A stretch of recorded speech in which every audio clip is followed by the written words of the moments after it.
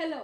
Today with us we have an internationally acclaimed academic psychiatrist, researcher and an author, the retired Professor Emeritus of Psychiatry from Western University, Canada, the founder of Mansik Shakti Foundation, Dr. Amresh Srivastav. Thank you very much for asking me to respond to some of the questions that you have.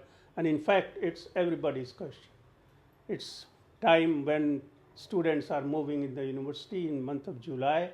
And my subject is all the more important, that is students' mental health.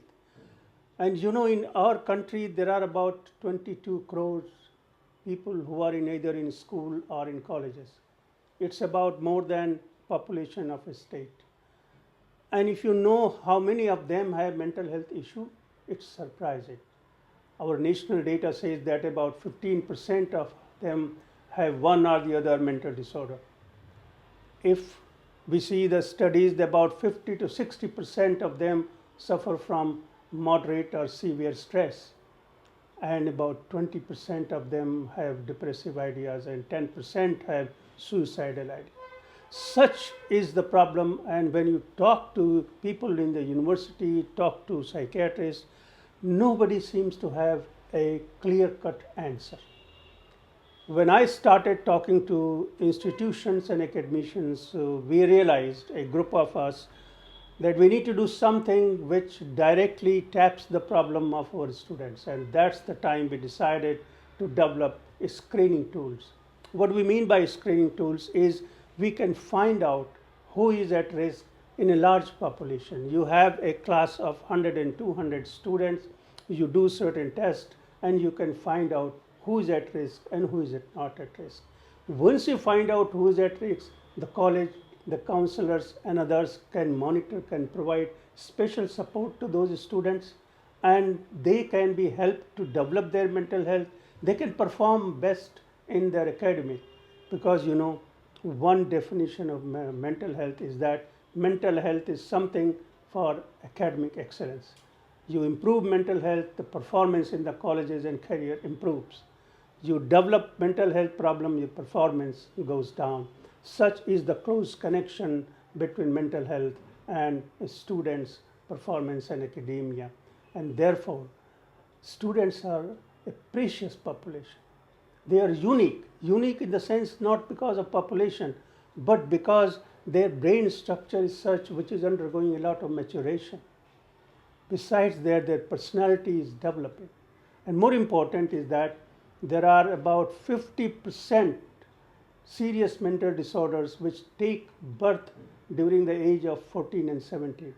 If we miss this age, we are going to miss prevention of all kind of serious mental disorder. And therefore, our adolescents, our students need very, very careful attention. And I'm happy that government is doing a lot, but as citizens, doctors, professionals, psychiatrists, whosoever, all are stakeholders in this, they need to do a lot. And at least what they can do is to implement the screening tools which are available. If you go and do an assessment search on internet, you will find that there are tests for depression, ADHD, etc. But what we believe that we need to look at an individual from multiple corners. We wanted to know what are the challenges of our students, and at the same time we wanted to know what are their strengths, how the two can play together, what are the family resources, what is the financial burden, and what is their level of functioning. Keeping this principle in mind, we started developing about half a dozen psychological tools. Well, psychological tools are used in our subject for last more than 50, 60 years with their own credibility and merit. Everywhere across the world these are used. A lot of them have been translated in our own country and are being used very successfully. We wanted to develop something which is grossly rooted in Indian culture and belongs to our own people and addresses the problem of today. And that is why we did 2 years intensive work on developing the type of tool that we wanted to test. Once it was developed, we tried it in population of students of about 500 students, and we found out that this is valid, reliable, and sensitive. Whatever was not valid, we tried to reform the tools again, and again, till it came up to a very high reliability. Then we believe that students are smart enough to take control of their life. They can do a test. All of them know that they have problem. What prevents them from speaking is the kind of judgment people pass. They do not speak because they fear that they will be given a label. You are mad, you are going to a doctor, you are going to a psychiatrist, you have problems. They feel they will be isolated. And therefore, we wanted to give the tool in hands of students so that they are confident, they can do it confidentially, nothing interferes, no parent, no teacher, no peer can prevent a student for testing what am I suffering from, and after that what am I supposed to do. The two main questions are being addressed in this technology that we have developed. Finally, we digitalized it. We developed a web app and a mobile app. Both are available. We primarily give it to universities free of cost to use it in the population of students and try, and we continue to provide technology support for that, transfer the data to them. We remain anonymous. Nobody can see the data. It's all confidential. It belongs to them. It is their data. There is an email account by which they get their data back. They can log in their account anytime and see their report. If they've done it multiple times, they can see it multiple times. Once they do the test, which takes about 15 to 20 minutes, a set of 7 tests, which is about 120 questions, very direct, one has to reply honestly.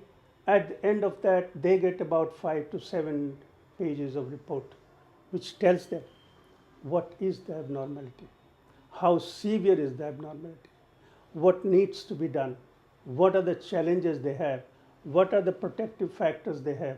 Do they have any warning sign that they must see a doctor right today or no? Do they have an illness for which the treatment should be given or no? At the end of that, they get a recommendation. These recommendations are cultivated based upon scientific algorithm. It is dependent upon evidence-based criteria and experience of psychiatrists and the result of the trial that we did. 3 things. So it is a complex algorithm which decides, based upon the information which students give, what do you need to do. Either work on yourself to develop your mental health, or meet a counselor, or meet a psychiatrist. And we have given in the resource all information, where to get a counselor from, how counseling helps, what it costs, who all are available, how easy to find them. And if they have a need to talk, we utilize national helpline, Telemonas 14416. So if any student is under stress and feels like talking, must dial 14416. We have a condition when we give it to the universities. All we want them that you monitor the subject, you identify them as stress. So if there are about 10% students who need special care, it is duty of the university or institution to provide special attention to them.